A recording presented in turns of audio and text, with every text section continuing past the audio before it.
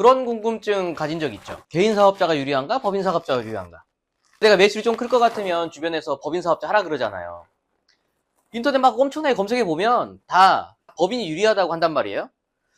그래서 법인으로 시작을 했어. 다 법인이 유리하다고 하니까. 근데 막상 해보니까 수수료가 겁나 들어가. 기장 수수료 비싸. 등기 수수료 비싸. 돈도 마음대로 못 써. 너무 불편해. 그래도 세금이 덜 나온다고 하니까 참고 했단 말이야. 근데 다 해보고 나니까 개인 사업자가 세금이 더 적대. 그러면 열받아 안 받아? 열받죠? 세금 측면에서 법인 사업자가 유리한지 개인 사업자가 유리한지 제가 오늘 정리해 드릴게요. 한번 보세요. 뭐가 유리한지. 인터넷 블로그 이런 데 보면 법인이 좋은 이유 해가지고 세금이 적어서 세부담이 낮아서 이제 이렇게 나오잖아요. 거기에 이제 보통 나온 이야기가 법인세율은 일반적인 규모의 법인들은 이제 보통 19%가 적용되니까 19%에서 20%다 뭐 이렇게 가정을 하고 있고, 소득세율은 뭐 6에서 45%다 이렇게 말을 하고 있죠.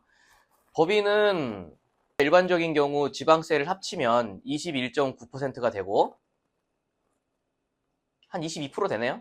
21.9%가 되고, 그리고 소득세율은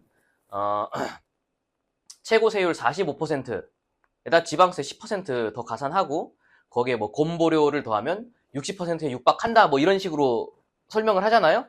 그러니까 어림잡아도 소득이 좀 많으면 세율 차이가 40%나 된다 뭐 이런 식으로 설명을 하고 있다는 거예요.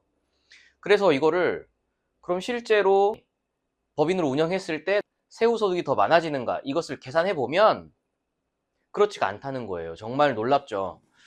한번 계산을 해볼까요? 계산을 제가 세 가지 경우를 가정해가지고 한번 보여드릴게요. 첫 번째는 법인세만 내는 경우가 있고요. 두 번째는 법인세 더하기 소득세를 내는 경우를 가정을 할게요. 마지막 세 번째는 소득세만 내는 경우. 자, 이거 어떻게 나눌 거냐면 매출은 10억이라고 가정합니다. 그리고 경비는 전액 인건비만 있다고 가정을 합니다.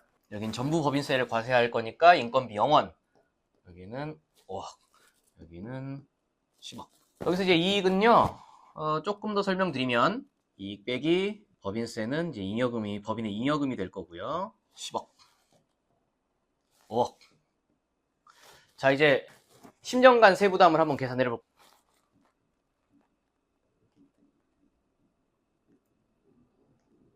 10년간 법인세와 소득세와 잉여금 관련 소득세를 한번 계산을 해보면요. 세율을 각각 20, 50% 가정을 할 거고요. 여기는 이익이 10억이니까 법인세가 2억 곱하기 10년. 10년 동안 법인세 20억.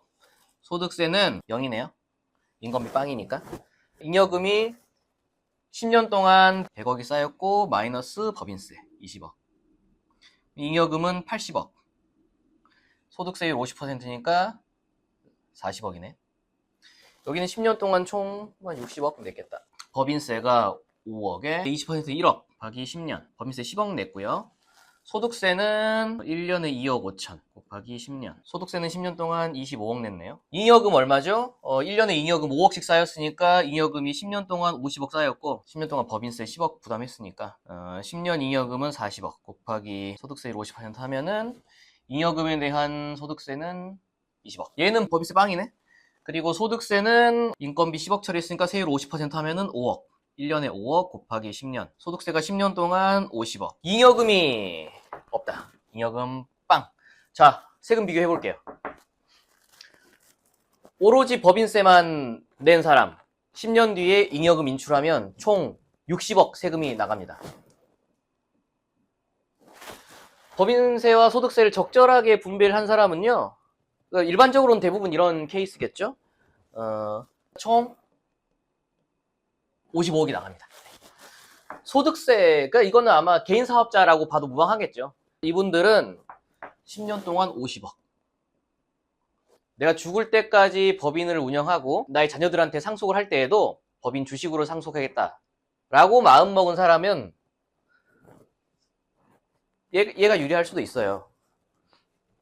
이거 안 내니까 20억만 내자. 근데 그게 아니고 언젠가는 내 개인한테 귀속할 생각을 갖고 있다라고 하면 이게 제일 싸. 그러면 이런 질문이 나올 수가 있어요. 어떤 경우에는 죽을 때까지 법인으로 가져가고, 그러니까 모든 재산, 자동차, 부동산, 상가, 주택을 다 법인으로 취득하고, 어떤 경우에는 내 개인 재산으로 다 귀속을 시키는 게 유리하겠습니까? 이런 질문이 나올 수가 있겠죠. 보통 저는 이렇게 말을 하거든요. 사장님, 내가 빌딩을 취득하고 샀다 팔았다 할 계획이 있습니다. 라면 법인으로 하세요.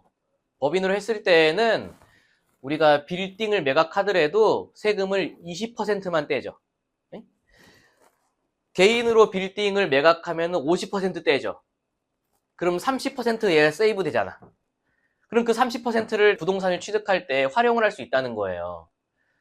그래서 꼬마 빌딩 매매업을 할 때에는 법인으로 하면 자산 증가율이 더 빠를 거다 라고 조언을 해주는데, 실제로 얘를 시뮬레이션 돌리잖아요. 결과적으로 개인한테 귀속을 시킬 거면 그것조차도 개인으로 하는 게 나아요. 그래서 일단 나 당장에 세금 내기 싫고, 그리고 그 자금을 계속 활용하고 싶다. 그리고 나는 개인한테 귀속시키면 세금이 나오기 때문에 나는 이 주식을 계속 자녀한테 상속을 할 예정이다 라고 하면 이거 법인으로 가시면 됩니다. 그래서 정리할게요. 1년에 1억 2억 벌었다고 법인으로 전환하면 당장엔 줄어듭니다. 하지만 결국에는 개인 사업한 것보다 세금을 더 많이 내요. 요건 좀 기억을 해주세요. 결코 법인이 무조건 유리한 게 아닙니다. 저는 이렇게 말씀드려요. 거래처에서 법인 사업자를 원하냐? 아니면 당신이 영위하는 업종이 반드시 법인이어야 되냐? 성종택스는 사업을 막 시작하는 분들께서 개인 사업자가 유리하냐, 법인 사업자가 유리하냐 고민되실 때 적절한 조언을 해드릴 수가 있습니다.